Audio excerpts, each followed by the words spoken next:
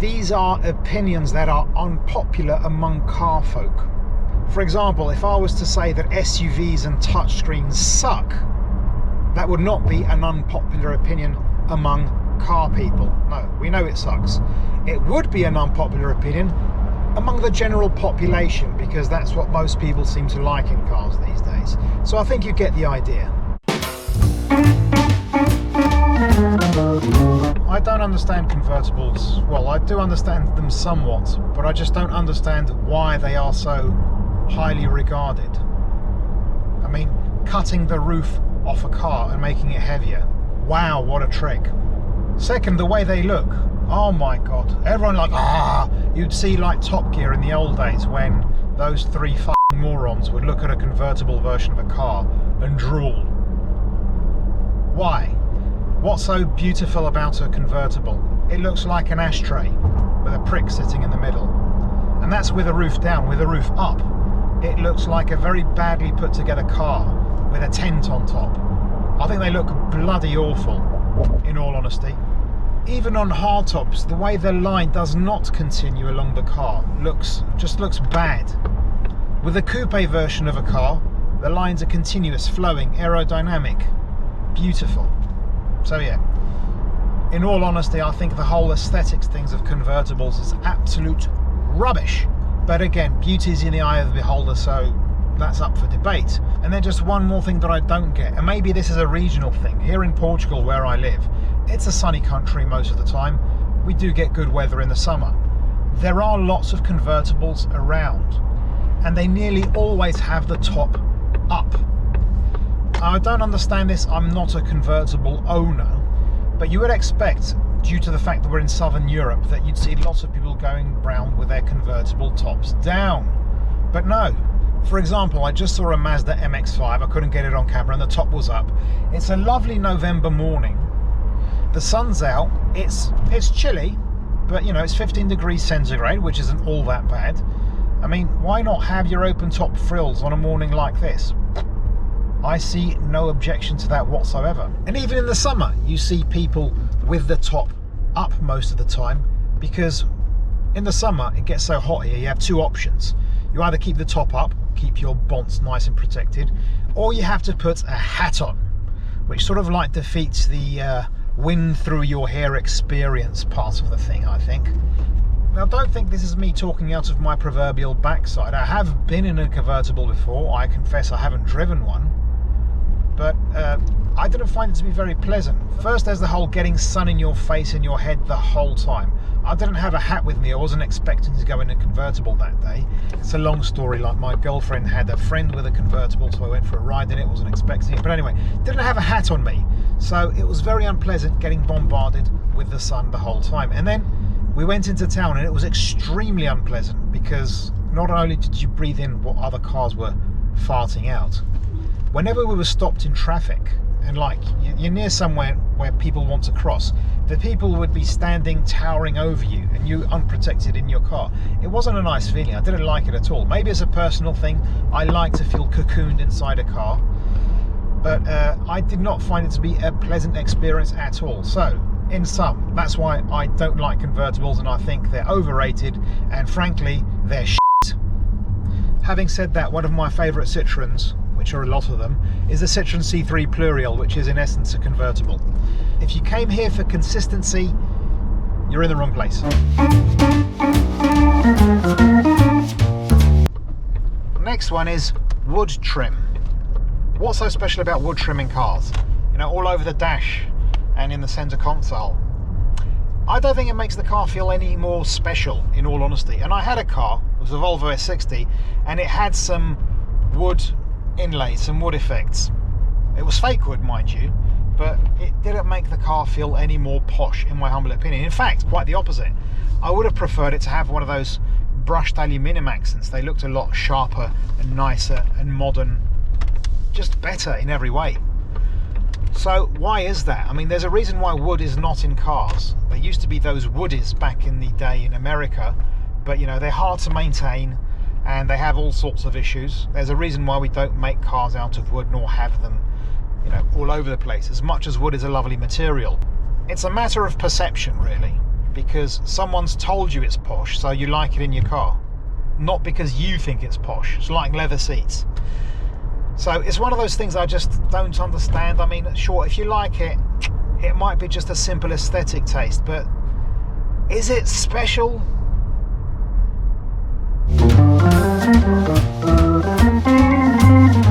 Now let me be very clear before everyone starts typing into the comments, oh you bastard, you just don't like bikers and you're the typical driver, blah blah blah. No, I've got nothing against bikers per se. Lots of them are aggressive, and I think there's a good reason for that. It's because most bikers are men, and most of them are young men. And at that age, we are very aggressive and very self-destructive and engage in all sorts of silly behaviour. I can attest, it might not look like it, but I used to be a young man one day. And we'd do all sorts of stupid things to try to prove to females how tough we were, and they should allow us to deposit our seed inside them. I think that's more or less how it works. But the thing is with bikers, I mean, I get the thrill. I've ridden a bike, it's pretty amazing. So much power with so little weight. But it's also rather frightening. I've already explained in another video how being frightened actually boosts your adrenaline levels, which boosts your dopamine, which is something that becomes addictive. But here's the thing, it's all very nice. But if I get into a shunt in a car, if I go against a tree or someone T-bones me, there is actually a good chance of me surviving. Whereas if I'm on a bike, the odds tend to diminish somewhat dramatically, let's say. And that's the thing. Bikers have to be, I don't know, something's missing for you to go onto a two-wheeled contraption and risk your life in the way that most bikers do.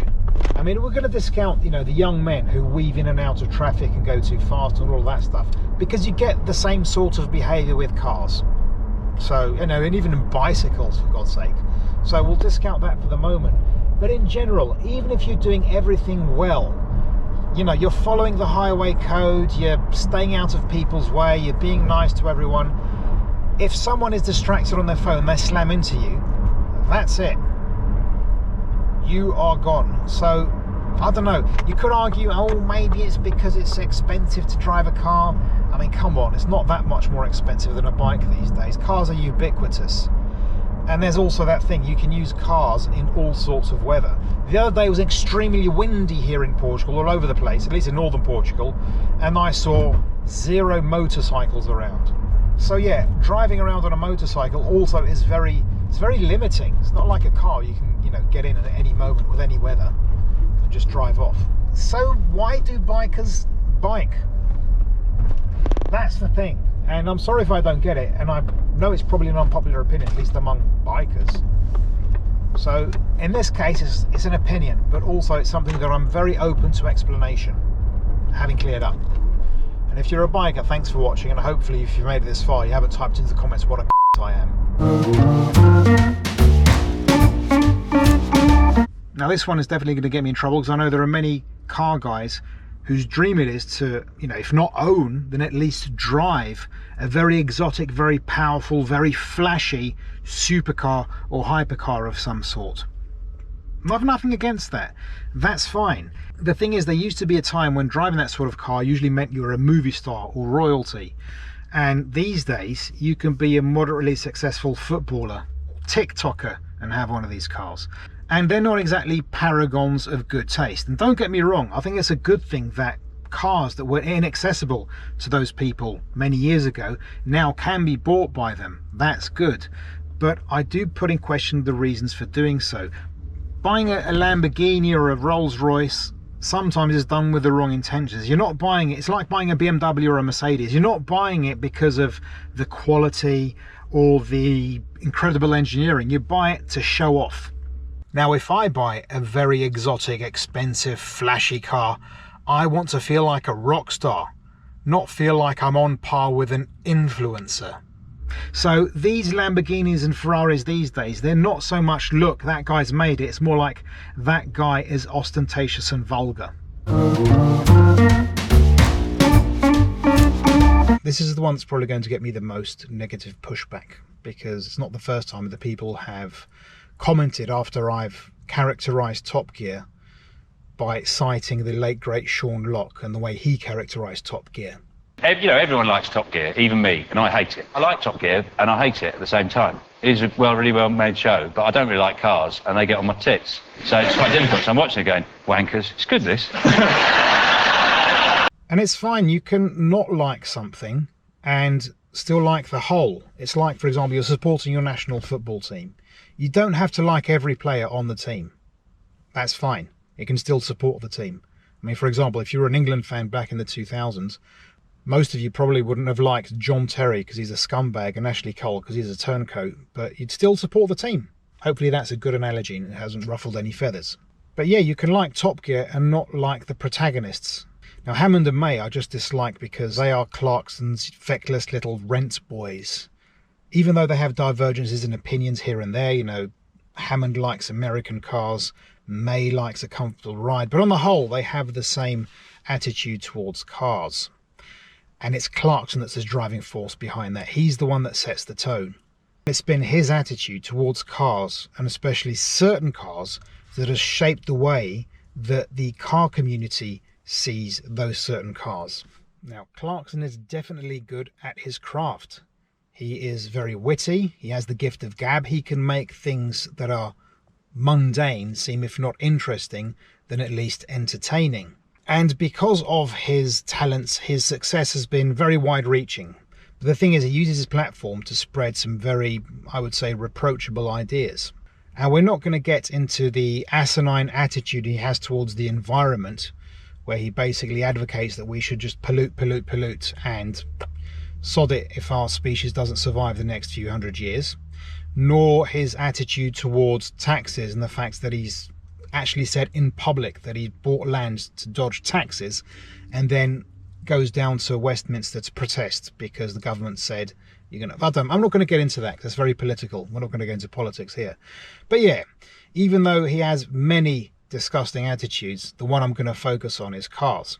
Clarkson's attitude towards cars seems to have changed over the years. You know, when Top Gear began and it wasn't as successful, it seemed there was a soft spot in his heart for regular cars. In the very first Top Gear episode, he drove a Citroen Berlingo and appreciated it and said, oh, so nice, you want to bring it home and let it lay down by the fire.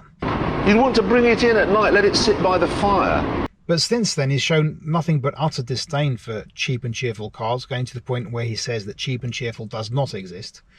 And that's the thing. Either you like very expensive, flashy, powerful cars, or you're not worthy of being a car person. And because his platform is so wide-reaching and successful, these sorts of attitudes have become ingrained in regular car people. And if you go on car forums and things like that, I mean, I do, you probably do as well, you do get a lot of attitudes toward people who, you know, don't go around in, for example, an M3 or a Golf GTI. Oh, life's too short for boring cars. And for them, boring cars is anything that is not very, very powerful, very fast, and with sharp handling and very hard suspension and all of that stuff. And to compound all of this, Clarkson hasn't just made it fashionable to only like the very fast, powerful, hard cars, but to also actively dislike and mock people who like things that are different from that.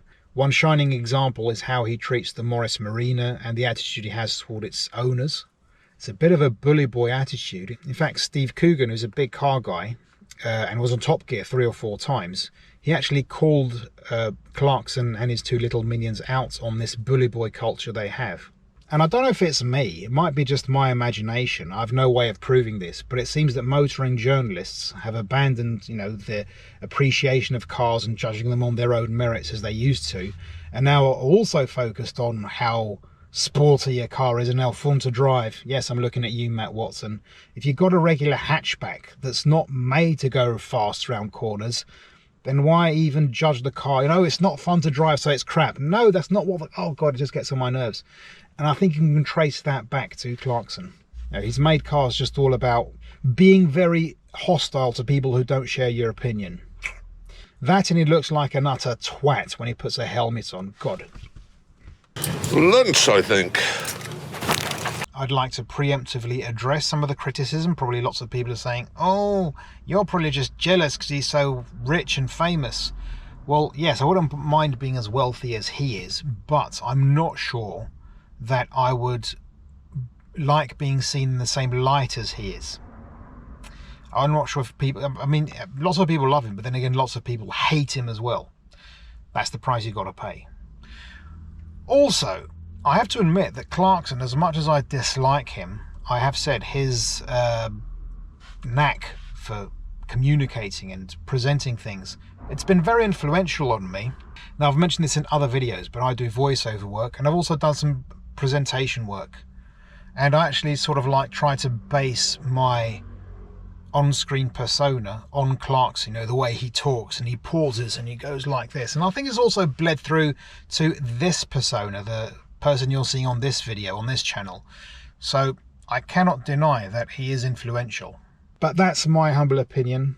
Leave a comment below. We can disagree, by the way. All of this, these unpopular opinions, is due to the fact that we can actually disagree. We don't have to come to the same conclusion, and we can like different things. So leave a comment, subscribe, share, like, all of that stuff. If you want to watch a video about driving, then click on the video above, and if you want to see something completely different, then click on the video below. Thanks again for watching, and I bid you farewell.